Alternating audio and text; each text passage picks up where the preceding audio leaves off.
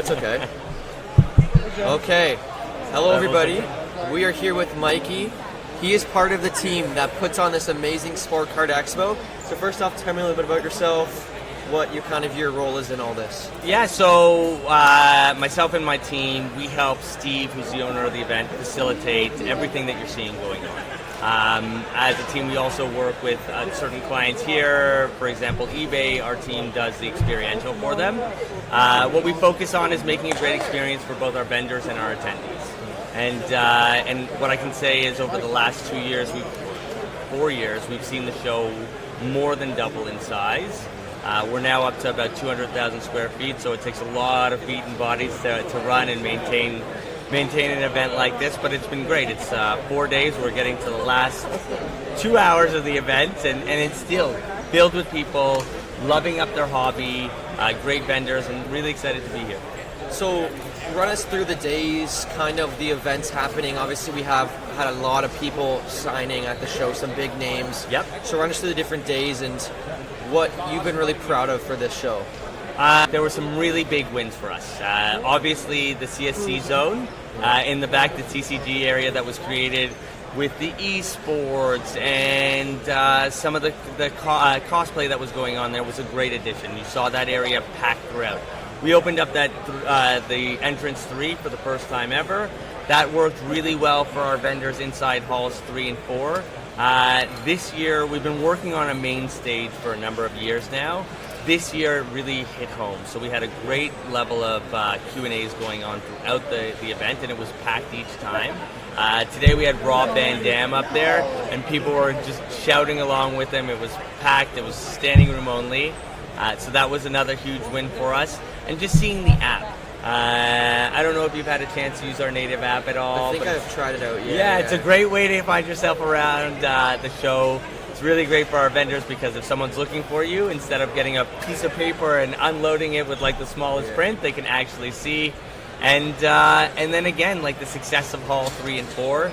And I think the final big win for me is the amount of creators that we had come in. So we obviously had Coach Co and King of the Cards, who've been here many times, and Jay from Mojo Sports, who kind of made it their home shows. But we also had Chris Sewell from Baseball Card Collector, Dealer, Investor in that order. Dr. Collectible, we had Troy Reich, all coming in for the first time and Card Collector 2 having the best time at the show and really helping push that message to a bigger audience than just Canada, where we are the largest show in Canada at this point. Sure. And I think a lot of people have even said to me, those guys, because I'm close to them, just the content that I do and stuff. And yep. I went to the Jays game with Dr. Collectibles and Mojo the other day. They said that from their experience, this is the best show for collectors. I know Mojo mentioned in his last video how just that collecting feel here, it's not all about flipping for people at these shows. Yep. They want to be collectors. And a lot of them say this is the show in Canada for sure. There's nothing that compares to this show. No. Nothing. And it is, they say this is one of the biggest shows in North America as well. Probably, like, if it's North America, it's the world at the end of the day. Yep. Because sports cards are the biggest in North America. But I wanted to ask you, obviously you have seen so much of this show change since, because how long have you been doing this for? I've been doing it since 2018. 2018. So you have seen it change since 2018. So that's 6 years. So what do you hope for in the next 6 to 10 years, 20 years? What do you hope to see at the expo? So a couple things. I'd like to see us add even more vendors. I love the fact that in this show particularly, anyone with a great collection could be a vendor at the show. I'd love to see more endemic sponsors get more involved in the event. I'd love to see more manufacturers come. I'd love to see more brands who are involved in the industry be here doing cool activations. I think companies are going to have to do more to differentiate themselves within the space. Just setting up a booth is great, but doing some more great builds. Like you see Slab Sharks over there has a great build, and new companies like that coming into the space is really exciting. And then finally, just the continuation of the youth. So if you look around the show now versus 2018, you're going to see a ton more families than you would ever have seen before. So I'd say 30% of our audience is now families instead of just individual collectors. I mean, I'm seeing a mom and her 2 kids walk by right now, and they're having the time of their lives. For sure. And I think you would agree that a lot of that is from social media, from these influencers coming to these shows, them promoting the shows, you guys having your social media, all this stuff. And I think I've talked to like Dr. Collectibles, or Collectible, Mojo Sports. Inspiring this next generation is what's going to keep the hobby healthy, not only in the next 5 years, but in the next 50 years as well. Yeah. And I think you would agree. 100%, and it's important for not just the shows, but the hobby cards and hobby shops themselves. So Jeremy Lee and Chris Sewell were up on the panel yesterday, and they were talking about the experience 20 years ago, going into a shop, or 25 years ago. And it was like they were trying to get one over on you, and it's really changed. There's some awesome shops out there that have helped grow the hobby. Shows like this have helped grow the hobby, and obviously the content creators are a huge part of that. And they're doing a great job. They're a great job at being an ambassador for the hobby, making it fun, exciting, and open. Those guys walk around letting fans hug them, talk to them, engage with them. They're really cool guys. So I want to ask you about the people, because obviously a big part of the show is the signers. So what is it process like of getting those people here, and are there any people who I know you probably don't want to give too much away, but like who would be your dream people to come to this show? Not guaranteed, but if you were to have some people come to this show, who would it be, and what is the process like of getting guys like Dennis Rodman, Shatner, Warren Moon, George St. Pierre? What is that kind of like? That I give, again, all the credit to Steve. He came from the Fan Expo background and really brought that show emphasis to this event. He works with different providers that bring those guests in, and the fact that we have such a large event that allows us to pull names of that nature, right? So they're very excited to be part of this. They're happy to come in and engage with their fans. We had Dennis Rodman was massive yesterday, right? It was a great turnout for him. That allows us to continue to get better and better players, and not guaranteeing, but the dream get for me would be Vince Carter. Yeah. Oh yeah. As a Raptor fanatic, like that's the one and only that I would love to see in this hall signing autographs. That would be insane. Yeah, that'd be wicked for me. So obviously you manage, or you kind of plan out all this stuff. So there's obviously there can be a lot of headache, obviously, that goes with this, but what do you enjoy about setting up these shows and then seeing the people at these shows have so much success and so much fun? So So the vendors are awesome. We have a great time talking, helping them set up. We really enjoy it. It's a fun atmosphere. Everyone's friendly.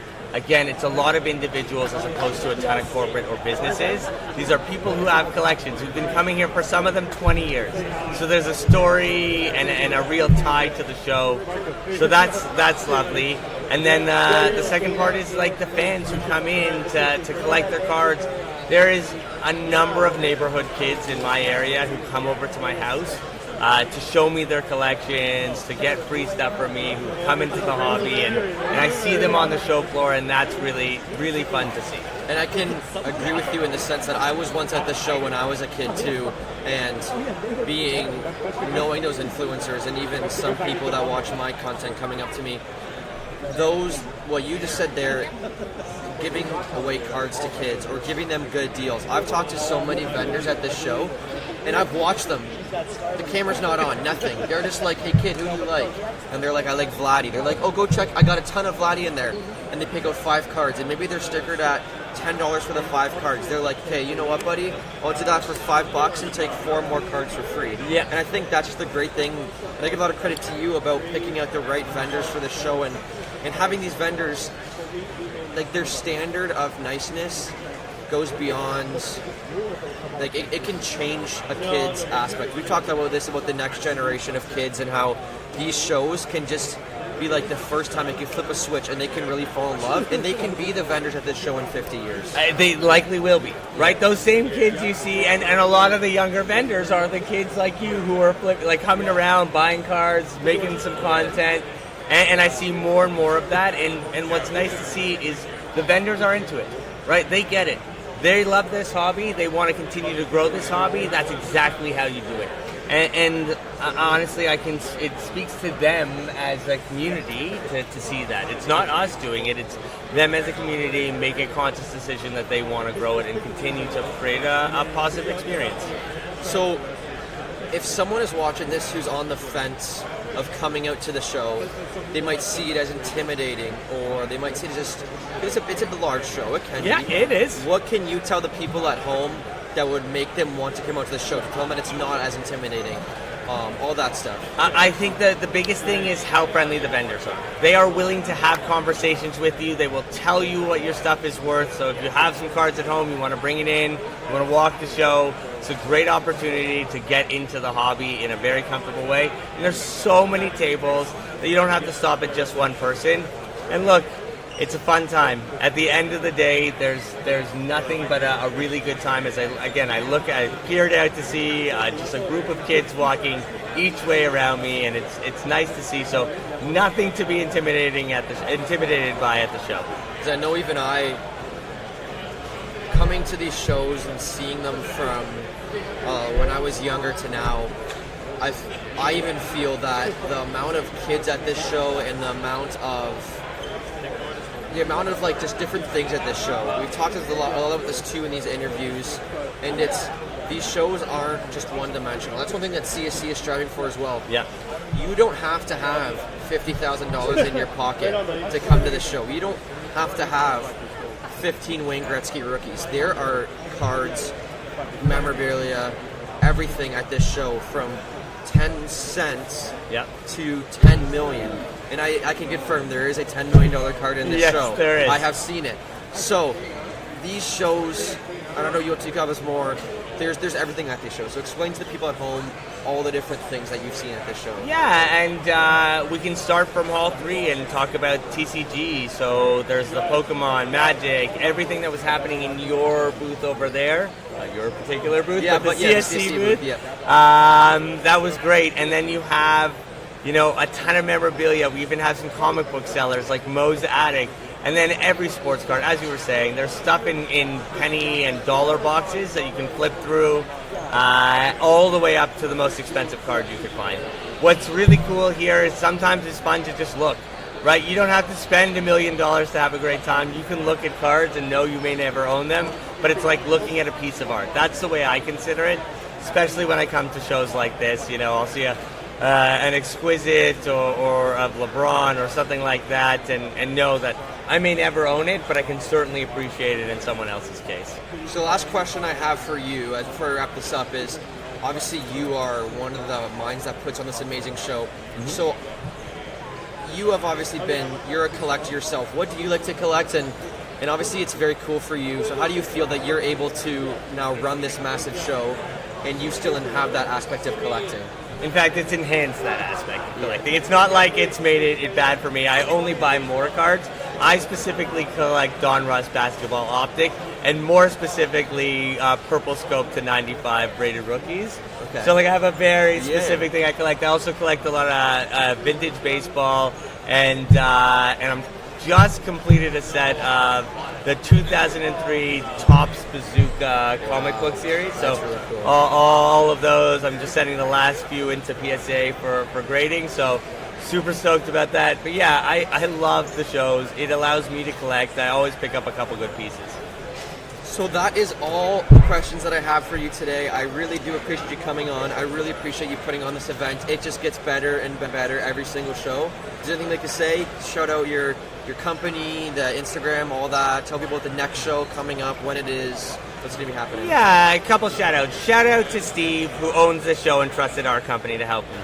Shout out to my entire team, who, without them, none of this would be possible. They are killing themselves to make this happen. Shout out to Jen and Dana from your team, who have killed it and killed themselves to make it happen over in the TCG area. Yeah. And shout out to you for all the content you produce for your company. I see you out on the Instagram all the time doing it at the show. So great stuff and great to be here with you. Yeah, well, I appreciate you very much for coming on. And one last thing, do you want to tell the people kind of about is there anything about the next show, the spring show? Yeah, well, we're back here again in November, which is typically the larger of the shows because we have guests that are tied into the Hockey Hall of Fame inductions. Okay. So we get a ton of hockey players that are in the city and available to us, so it's always a great lineup. And then, we've got 2 more shows coming up. Next week we'll be in Edmonton, and 2 weeks after that we'll be in Montreal. And I know CSC will have something at Montreal. We don't know the extent of size, but we will have something in Montreal. So come look for us there. And yeah, They will. My job is to convince Jen and team that it's going to be more like a 20 by 30 versus a 10 by 10, but CSC will be yes, there. awesome. And I appreciate you.